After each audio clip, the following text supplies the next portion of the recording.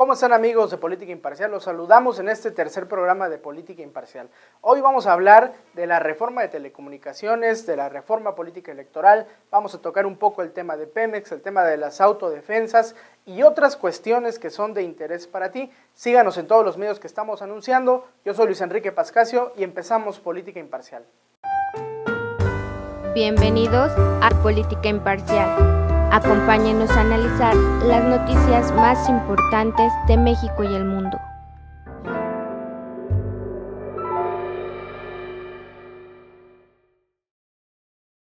La legislación secundaria en materia de telecomunicaciones ha generado una tormenta en muchas plataformas virtuales. El llamado que se hizo a las acciones que se dieron la semana pasada en el terreno virtual y en el real por parte de la sociedad para evitar una probable regulación del Internet, al parecer tuvieron la fuerza suficiente. Tan es así que la Presidencia de la República, a través de su vocero y del subsecretario de Comunicaciones, dio su versión sobre la propuesta, la cual defendió, pero al mismo tiempo dijo tener una postura sensible a los reclamos ciudadanos. Básicamente, el gobierno federal dice retirar de su propuesta todo lo relacionado con regulación del Internet, pero mantener el resto de la propuesta tal y como está, decisión que fue celebrada a medias por los grupos parlamentarios del PRD y PAN.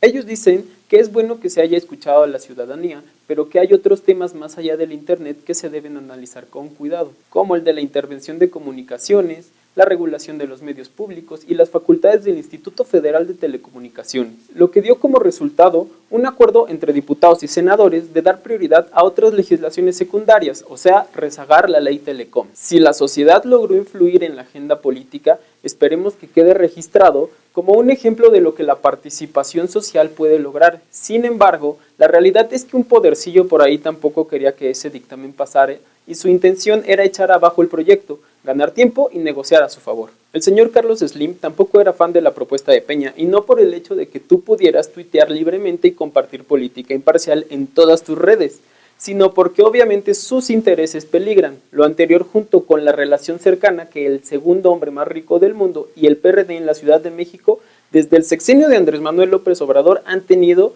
da pie a pensar que los senadores perredistas tuvieron instrucciones precisas para que ese dictamen no pasara. El magnate pretende evitar que una reforma al sector de las telecomunicaciones reduzca su dominio en el mercado, en el que controla el 80% de la telefonía fija y el 70% de la telefonía móvil, y es que aunque en América Latina y en Europa se han puesto restricciones a su intento de dominio, México es la joya de su corona que no está dispuesto a sacrificar. Está claro que un gran número de intereses provocaron que se dejara de lado la discusión en materia de telecomunicaciones. Sin embargo, el tema se tendrá que discutir y esperemos que en ese momento la prioridad sea el beneficio de la sociedad.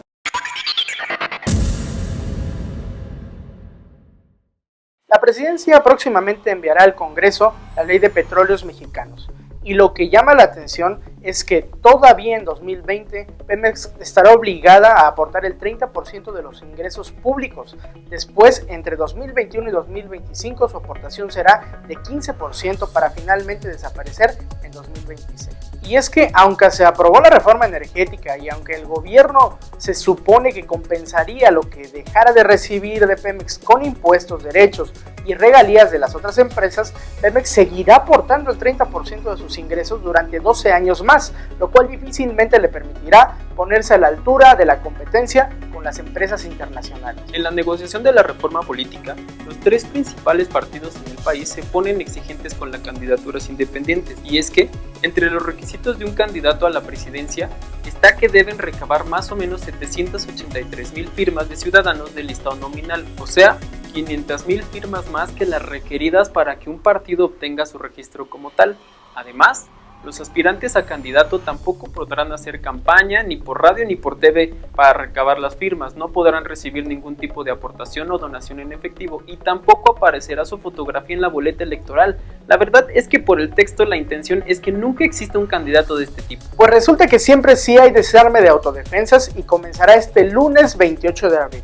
El acuerdo al que llegaron es que quienes quieran mantener las armas lo podrán hacer, pero tendrán que cumplir con los requisitos de ley, lo que no les permitirá portarlas. Además, a la par surgirá el nuevo cuerpo de guardias rurales, en el cual podrán seguir participando los miembros de las autodefensas para continuar brindando protección a sus pueblos, pero con armas de calibres permitidos. uniformes y protocolos de ley. Se sabe que al 10 de mayo deberá concluir el proceso. Veremos si el acuerdo se cumple, como lo espera el guardián mexiquense Alfredo Castillo. Por fin salió una de las legislaciones secundarias pendientes. El dictamen de la Ley de Competencia Económica fue aprobado el pasado 25 de abril y devuelto a la Cámara de Diputados para su aprobación definitiva.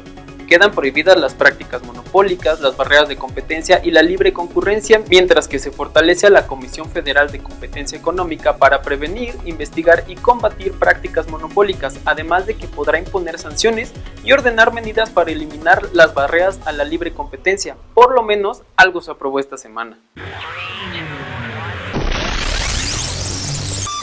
Amigos, es inevitable regresar al tema de las leyes que debían aprobarse antes del 30 de abril respecto a los temas de telecomunicaciones y de la reforma político-electoral. Por lo que hace la ley de telecomunicaciones, que busca acotar la actuación de los dominantes Televisa y Telmex-Telcel, además del peligro que implicaba su texto por la probable censura o control que se implicaría al Internet en el ámbito legislativo, sucedieron diversas cuestiones. Lo primero fue que en un tono prepotente y de poca valía, el senador panista Javier Lozano, presidente de la comisión encargada, pretendió imponer como punto de partida de las negociaciones un dictamen al proyecto enviado por la presidencia, en el que se establecían cambios mínimos, además de someter a tiempos que, en su imaginación, habrían llevado a la aprobación de dichas leyes antes del 30 de abril. Pero la realidad fue otra.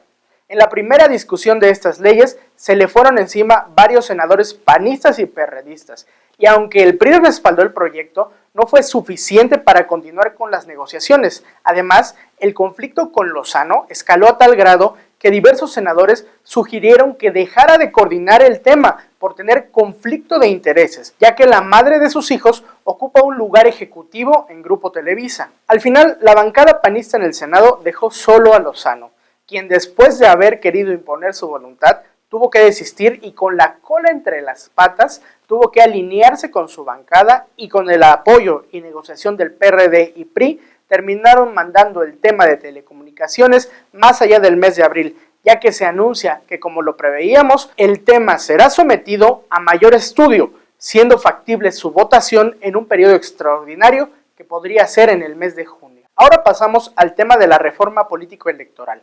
La cosa en la semana pintaba bien, habiéndose desactivado el tema peligroso de telecomunicaciones, y en una reunión que tuvieron los líderes de las cámaras de diputados y senadores de los partidos importantes, en Fino Restaurante de la capital, se había acordado que se daría prioridad a la reforma político-electoral, ello atendiendo a la premura de contar con las herramientas necesarias para afrontar el proceso electoral de 2015. Pero lo que sucedió en las negociaciones no se esperaba.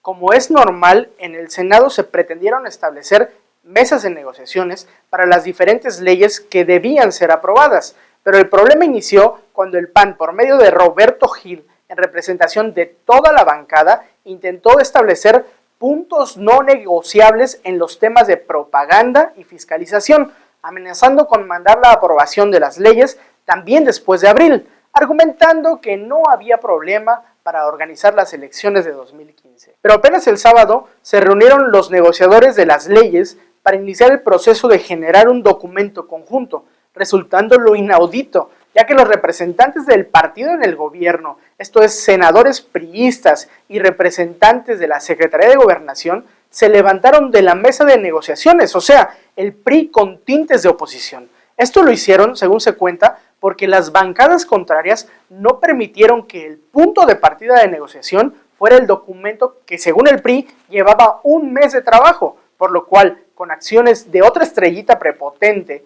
en el Senado, como es David Penchina, como niños berrinchudos se pararon de la negociación, amenazando con no regresar si no se atendía su demanda de atender su documento. La verdad, se ve complicado que en los 2 días que quedan las leyes electorales puedan aprobarse en ambas cámaras, y menos con las actitudes berrinchudas priistas. O sea, ¿cómo? Si no se aprueba como ellos quieren, ¿no se negocia? Lamentablemente, amigos, contrario a lo que se pensaba, el papel de manejar a los supuestos pollitos, como eran el perredista Barbosa y el panista José Luis Preciado, le está quedando más grande a Emilio Gamboa. Y es que, señores, afortunadamente parece que los procesos están cambiando. La semana siguiente les informaremos de las definiciones en este tema. Amigos, esto fue todo en Política Imparcial número 3.